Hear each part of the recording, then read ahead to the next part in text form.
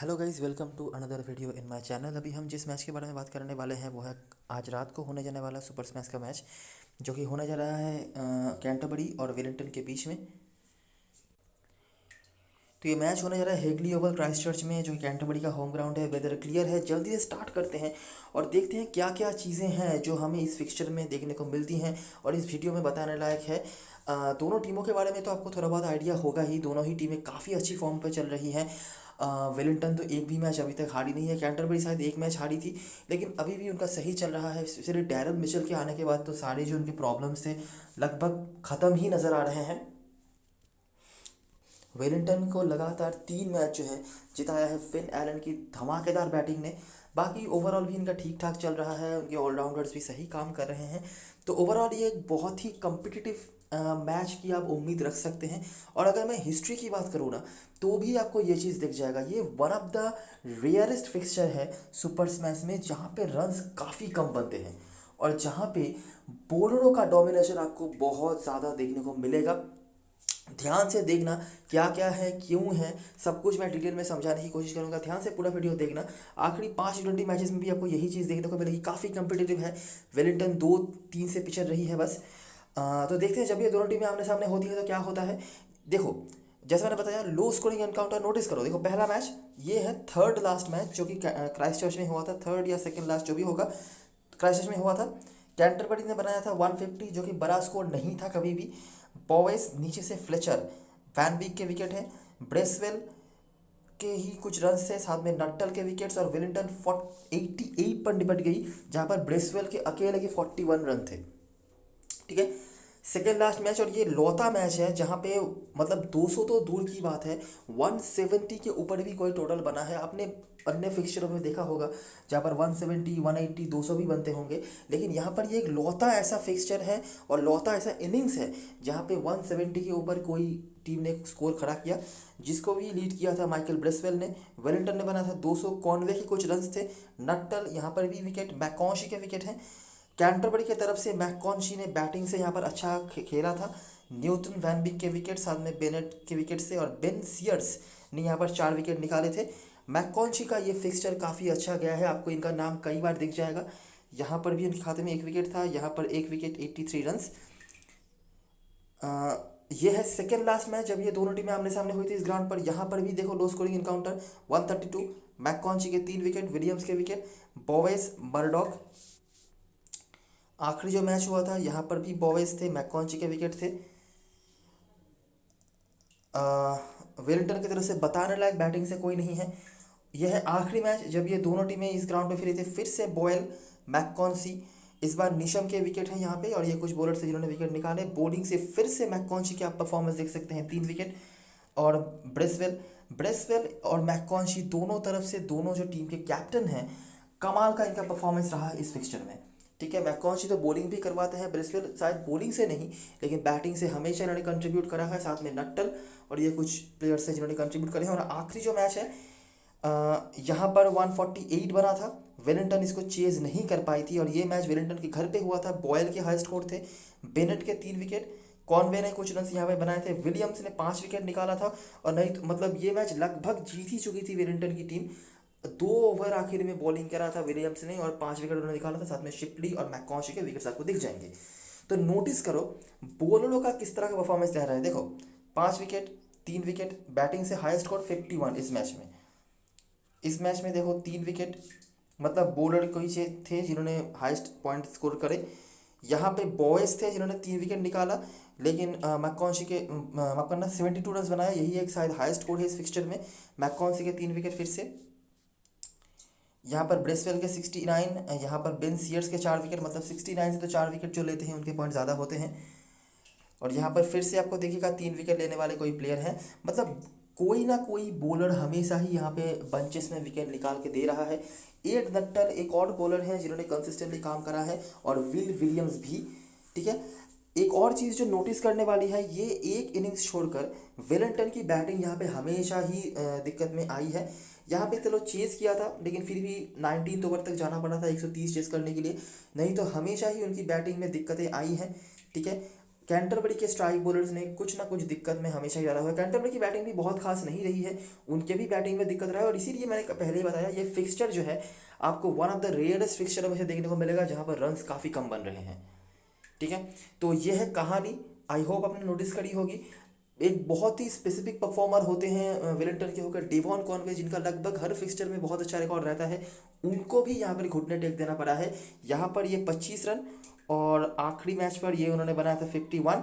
तो यही इनके परफॉर्मेंस है, इसके बाहर इनका भी कुछ परफॉर्मेंस नहीं है।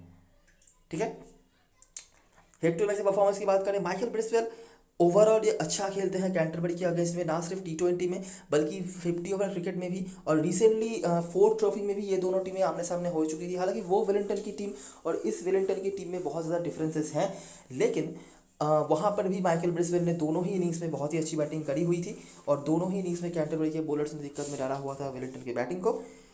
और उसके बाद यहाँ से चैट बॉबर्स का नाम आपको दिख जाएगा, 31 का औसत इनके पास भी है। और यहाँ से कोल मैककॉन्ची बॉलिंग से बहुत ही बढ़िया परफॉर्मेंस है, बैटिंग से भी इनका राम था, लेकिन मतलब एक आध इनिंग्स के बाद बैटिंग से कुछ खास नहीं कर पाए हैं, लेकिन बॉलिंग से कंसिस्टेंटली अच्छा कर रहे हैं। मतलब विकेट तो है ही, और एक और चीज़ जो नोटिस करने वाली है, लास्ट जो 2 मैच खेली है टीम इस ग्राउंड पर इसी ओपोनेंट के अगेंस्ट में, दोनों ही बार इनके खाते में 3-3 करके विकेट रहे हैं। ठीक है, तो हिस्ट्री तो इनके सपोर्ट में है। हालांकि उतना खास अभी तक फॉर्म उन्होंने दिखाया नहीं। आज के मैच में बढ़िया बैटिंग करी थी और हमारे लिए पंट भी थे, अगर आपने वीडियो देखी होगी सही से आपको पता होगा। लेकिन अभी भी थोड़ा सा ऑफ कलर नज़र आ रहा है, लेकिन ये ग्राउंड इनका घर है, हमेशा ही हिस्टोरिकली अच्छा करते हैं। अभी भी कुछ लोग हो सकते हैं इनको अंडर एस्टिमेट करें, लेकिन कल के मैच में आपके लिए बहुत इंपॉर्टेंट प्लेयर होने वाले हैं हिस्टोरिकली, कोल मैककॉन्ची। तो ये है सारी चीज़ें हेड टू हेड के बारे में, आई होप आपने नोटिस कर ली होगी। ग्राउंड के बारे में वही चीज़ें हैं जो मैंने कल के वीडियो में बताया था। रन्स यहाँ पे कभी कभार बन जाते हैं, लेकिन ओवरऑल 150 से 160 के भीतर का टोटल ही एवरेज माना जाता है। स्पिनर्स को बीच बीच में विकेट मिल जाते हैं ब्रेक थ्रू के लिए, बाकी हेल्प वगैरह कुछ नहीं है, पेसर्स का ही अपर हैंड है। और रिसेंटली जो मैचेस चल रहे हैं कि चेजिंग टीम यहाँ पर जीत रही है, अनलेस कि 200 के ओवर का टोटल बन जाए। इवन 200 के ओवर भी चेज हुए हैं, आप देख सकते हैं यहाँ पर जो 200 के ओवर बना था, नहीं तो 200 रन जनरली यहाँ पर बनते नहीं हैं। तो यहाँ पर 167 जो चेज हुआ, उसके बाद 186 एक बड़ा स्कोर, मतलब पार स्कोर आप 170 175 तक पकड़ सकते हैं, उसके ऊपर चेज नहीं हुआ है रिसेंटली। और इस सीज़न में जो 3 मैचेस हुए हैं, अगर हम वो देख लें तो 154 को रोक दिया था कैंटरबरी ने, वहाँ पर उन्होंने बढ़िया बॉलिंग करी थी। मिचेल के आने के बाद सब कुछ सही चल रहा है इनके लिए, तो यहाँ पर भी मिचेल ने 2 विकेट्स निकाले थे, और यहाँ पर 150 चेज हो गया था एक ओवर रहते ही, जहाँ पर फिर से मिचेल का परफॉर्मेंस आपको नजर आएंगे, और बॉलिंग से भी। और ये था जी, हाँ ये आज का मैच था जहाँ पर मिचेल ने बैटिंग बॉलिंग दोनों से ही कंट्रीब्यूट करा। ज़्यादा कुछ बताने के लिए नहीं है, कल ही हम बता चुके हैं। एसएल ने हालांकि यहाँ पे 2 विकेट निकाला हुआ था, विलियम्स हेनरी मैककॉन्ची के ओवर्स थे और उन्होंने विकेट भी निकाले थे। एड नट्टल को आज एक ही ओवर की बॉलिंग मिली थी, मुझे नहीं पता कोई इंजरी कंसर्न था या नहीं, अगर था तो हो सकता है कि कल के मैच में वो रिप्लेस्ड हो जाए, नहीं तो दोनों टीमों की प्लेइंग इलेवन कोई इस तरह की हो सकती है, वेलिंगटन के होकर ऐसे कुछ आपको देखने को मिल सकता है। फिन एलन के बारे में मुझे लगता है अभी टाइम देने का टाइम आ गया है। लगातार रन बना रहे हैं, फॉर्म पे हैं, बहुत ही अच्छी बैटिंग कर रहे हैं, लेकिन अगर आपने नोटिस करी होगी जो लगातार 3 इनिंग्स उन्हें खेले हैं ना, वो 3 इनिंग्स किन के अगेंस्ट में खेले हैं? सेंट्रल डिस्ट्रिक्ट्स, नॉर्दर्न डिस्ट्रिक्ट्स और ओटागो। और इन तीनों की ही बॉलिंग मैं डे 1 से बता के आ रहा हूँ बहुत ख़राब है, तो उनके अगेंस्ट में रन बनाना बनता है, जो हमने एक्सपेक्ट भी किया था। लेकिन कैंटरबरी की बॉलिंग इतनी बुरी है नहीं, ठीक है, ना ही उनका अच्छा मतलब करंट फॉर्म बुरा है, ना ही हिस्ट्री उनके अगेंस्ट से बात करिए। लेकिन एक और प्रॉब्लम हो रहा है, कैंटरबरी जिस तरह ये बॉलिंग करवा रही है ना, ये ओपोनेंट को रन बनाने से तो रोक रहे हैं, लेकिन विकेट्स नहीं गिर रहे हैं। इससे क्या हो रहा है कि सामने वाले टीम की 150 160 के भीतर ही हो सकता है रुक जाए, जो बाद में जाके कैंटरबरी के बैट्समैन चेज भी कर रहे हैं, लेकिन विकेट्स नहीं गिर रहे हैं। इससे क्या हो रहा है कि टॉप ऑर्डर के बैट्समैन रन बना रहे हैं। ठीक है, तो ये एक लॉजिक है जहाँ से आपको लग सकता है कि फिर से शायद फिन एलन का नंबर आ जाए। लेकिन एक और चीज़ है, जो जो बैट्समैन इस बीच रन बनाए हैं, मैं आपको रिमाइंड करवा देता हूँ। ऑकलैंड वाले मैच पे सेन सोलिया ने रन बनाया था और विल ओडोनल ने रन बनाया था। दोनों के ही स्ट्राइक रेट्स अगर आप देखेंगे 120 130 के बीच में था, कोई भी हार्ड हिटर नहीं था, संभल के खेल रहे थे, उनको खेलने दे रहे थे, विकेट्स भी नहीं जा रहे थे, रन भी नहीं बन रहे थे। आज के मैच पे अगर आप नोटिस करी होगी, जीत रवाल थे, एक तरफ से खड़े हुए थे, आखिर में जाकर उन्होंने रन बनाया, वो अलग बात है, लेकिन शुरुआत से हिट करने वाले बैट्समैन नहीं है इनमें से कोई भी। ठीक है, लेकिन अगर हम फिन एलन की बात करें तो उनकी मेंटालिटी ऐसी नहीं है, वो शुरुआत से हिट करना चाहते हैं। तो कल का मैच मुझे लगता है फिन एलन के लिए थोड़ा सा टफ हो सकता है। स्मॉल लीग में अभी भी आप उनके साथ जा सकते हो, कैप्टन वाइस कैप्टनसी के तौर पे दिक्कत नहीं होनी चाहिए। लेकिन ये एक पॉइंट है जो मुझे लगता है आपको दिमाग में रखना चाहिए। फिन एरन को कल के मैच में दिक्कत आ सकती है, क्योंकि उनका जो मेंटालिटी है शुरुआत से ही हिट करने का, वैसा शायद कैंटरबरी के बॉलर करने ना दें। और अगर ऐसा नहीं होता है तो हो सकता है कि फिन एरन कल के मैच में जल्दी आउट भी हो जाए। और अगर इस सूची में हम बात करें कि मतलब धीरे धीरे खेल के इनिंग्स को बाहर आगे ले जा सकते हैं, तो ऑफकोर्स आपको पता ही होगा एवर रिलायबल डेवन कॉनवे का नाम इसमें आ जाता है। उसके बाद ब्लंडल कुछ खास फॉर्म पे तो नज़र नहीं आ रहे हैं, अगर आप चाहो तो ले सकते हो। माइकल ब्रेसवेल फिर से इंपॉर्टेंट होने वाले हैं मेरे लिए। बॉलिंग करेंगे या नहीं पता नहीं, लेकिन बैटिंग से बहुत ही अच्छे रिकॉर्ड्स हैं इनके, हमेशा ही कुछ ना कुछ कंट्रीब्यूट करते हैं। पिछले मैच पर गिब्सन को खिलाया गया था, मेरे ख्याल से ट्रॉय जॉनसन नहीं खेले थे या फिर ऐसा कुछ हुआ था, लेकिन गिब्सन भी आपके लिए इंपॉर्टेंट रोल प्ले करने वाले हैं कल के मैच पर। अगर अकॉर्डिंग टू ट्रेंड चीज़ें जाती हैं तो हमारे लिए नीचे वाले जो बैट्समैन होंगे, चाहे वो ट्रॉय जॉनसन हो चाहे वो गिब्सन हो, ये आपके लिए इंपॉर्टेंट हो सकते हैं। लेकिन उसके लिए आपको क्या करना पड़ेगा, टॉप ये जो तीन है मतलब डेवन कॉनवे, एलन ब्लंडेल, इनमें से दो को आपको मिस करना पड़ेगा मिनिमम। उसके बाद आपको एक्सपेक्ट करना पड़ेगा कि रविंद्रा और निशम भी बैटिंग से जल्दी आउट हो जाएंगे। बॉलिंग से चाहे कुछ भी करें, लेकिन बैटिंग से जल्दी आउट हो जाएंगे, तभी जाके आपके लिए गिब्सन और यहाँ पे ट्रॉय जॉनसन जैसे बैट्समैनों के नंबर आएंगे।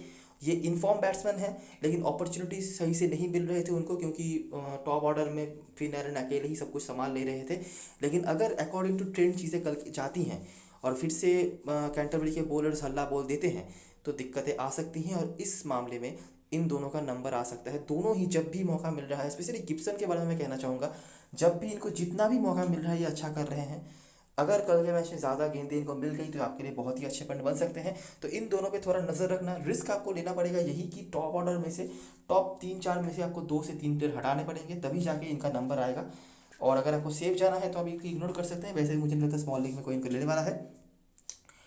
बाकी बॉलरों में से तो हैमिश बेनेट, लोगन फैन भी हैं ही, साथ में पेसर्स के तौर पे जिमी नेशम अच्छा कर रहे हैं। जिमी नेशम बहुत ही अच्छा कर रहे हैं मैं मानूंगा, क्योंकि बॉलिंग में ओपनिंग बॉलिंग पे आ रहे हैं, सिर्फ पावर प्ले में बॉलिंग करवा रहे हैं, विकेट निकाल रहे हैं। बैटिंग से अभी भी उनके कंट्रीब्यूशन की उम्मीद है जो अभी तक उन्होंने नहीं करा है, लेकिन बॉलिंग बहुत ही बढ़िया करवा रहे हैं ये। कैंटरबरी की तरफ से बात करी जाए तो बॉयल ने एक मैच में अच्छा करा, उसके बाद फिर से वही जगह पर वो वापस आ गए जहाँ पर वो थे सीजन की शुरुआत से। अच्छा नहीं कर रहे हैं वो फिर से। केन मैकलोड से उम्मीद तो काफ़ी है, लेकिन मुझे लगता है उनको इमीडिएटली ओपनिंग से हटाना चाहिए, नहीं तो उनका जो फॉर्म है, उनका जो पोटेंशियल है, वो दोनों ही टीम बर्बाद कर रही है। बॉयज़ के रिकॉर्ड्स हमेशा ही सही रहते हैं, हर फिक्सचर में 30-35 के आसपास औसत रहता है, लेकिन इनका कुछ खास प्रेडिक्शन किया नहीं जा सकता। लेकिन अभी भी मैं कहूँगा स्मॉल लीग में ड्रॉपेबल प्लेयर ये नहीं है, अपने दिल पे सब कुछ तबाह करने की क्षमता रखते हैं, चाहे सामने कैसी भी बॉलिंग क्यों ना हो जाए। कोल मैककॉन्शी, डैरन मिचेल मेरे लिए मस्ट हैव है। ठीक है। टॉड एसल को आप ले सकते हो अगर आप टॉप तीनों में से तीनों को या दोनों को मिस कर रहे हो। बैटिंग से उस तरह से मौके तो इनको नहीं मिल रहे हैं। नीचे हमारे लिए दो बहुत इंपॉर्टेंट पंट हैं, लियो कार्टर और कैम फ्लेचर। कैम फ्लेचर को तो लोग बिल्कुल भी नहीं ले रहे हैं, लेने के मतलब बनता भी नहीं है, क्योंकि डैरेल मिचेल के आने के बाद इनका बैटिंग और भी डिमोटेड हो चुका है। लेकिन याद रखना सामने वाली टीम की बॉलिंग भी काफ़ी अच्छी है और ये फिक्सचर लो स्कोरिंग फिक्सचर रहा है। तो ऐसे सिचुएशंस में कैम फ्लेचर और लियो कार्टर दोनों ही आपके लिए इंपॉर्टेंट बन सकते हैं। और रिसेंटली जो फोर्थ ट्रॉफी का मैच हुआ था वहाँ पर भी लियो कार्टर ने अच्छी बैटिंग करी थी, लेकिन वहाँ का माहौल अलग था, अभी माहौल अलग है और यहाँ पर बैटिंग में भी काफ़ी उनको नीचे उतारा जा रहा है। बाकी बॉलिंग में तो मैट विलियम्स मेरे लिए फिर से इंपॉर्टेंट पॉइंट बनने वाले हैं। आखिरी मैच जो उन्होंने खेला था हेड टू ने 5 विकेट निकाले थे। नटल का पता नहीं, अगर इंजरी वगैरह हो तो सीन डे भी आ जाएंगे, और अगर वो फिट है तो वही खेलेंगे। कैप्टन वाइस कैप्टन चॉइस की बात करें तो वेलिंगटन के होकर एलन और नीशम सेफेस्ट पिक में है, उसके बाद कॉनवे और रविंद्रा। ट्रॉय जॉनसन और यहाँ से ब्रेसवेल ब्लंटन में से कोई एक आपके लिए प्लंट बन सकते हैं। ट्रॉय जॉनसन या गिब्सन में से मुझे लगता है एक को आप लेके अगर मैनेज कर पाए तो काफ़ी अच्छा हो सकता है, क्योंकि ये फिक्सचर लो स्कोरिंग इनकाउंटर्स की तरफ दिशा कर रहा है। कैंटरबरी की तरफ से बॉवेश और मिचेल मिचेल यूनिवर्सल कैप्टन होने वाले हैं। स्मॉल लीग में 90% जनता को कैप्टन बनाने वाली है विदाउट एनी डाउट। उसके बाद मैककॉन्शी और बॉयल।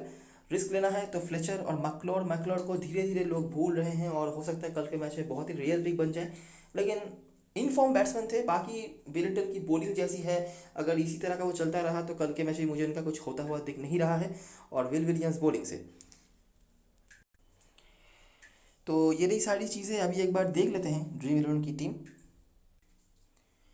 तो ये मेरे टीम का बेसिक स्ट्रक्चर है।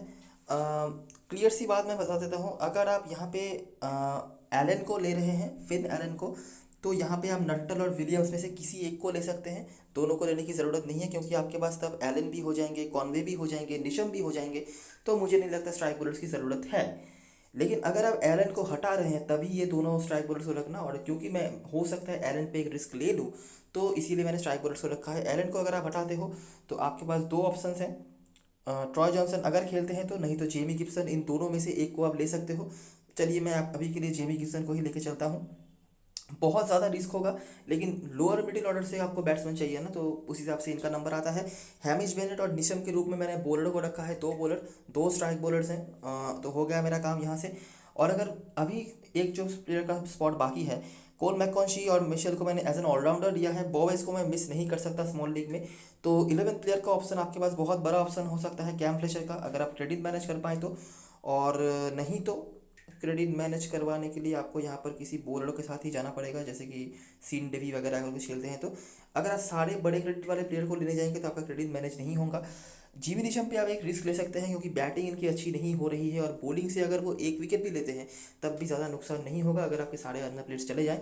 तो यही कुछ चीज़ें हैं जहाँ पे आपको छोटे मोटे चेंजेस करने पड़ेंगे। कैप्टन वाइस कैप्टन चॉइस की बात करें तो मिचेल यूनिवर्सल कैप्टन होने वाले हैं, वाइस कैप्टनसी के लिए आप काम कर सकते हैं दोनों टीम के दोनों कैप्टन्स के साथ। तो बाकी देखना पड़ेगा टॉस में से क्या हो रहा है और क्या क्या चेंजेस हो रहे हैं, उस हिसाब से हम हमारा फाइनल अपडेटेड टीम प्रोवाइड कर सकते हैं, मतलब अपडेट कर सकते हैं टीम। तो वो सब लास्ट मोमेंट अपडेट जानने के लिए आपको टेलीग्राम चैनल पे ज्वाइन होना पड़ेगा, उसका लिंक डिस्क्रिप्शन बॉक्स में होगा। तो ये रही सारी चीज़ें, सारी एनालिसिस। तब तक के लिए best of luck for this match and for now.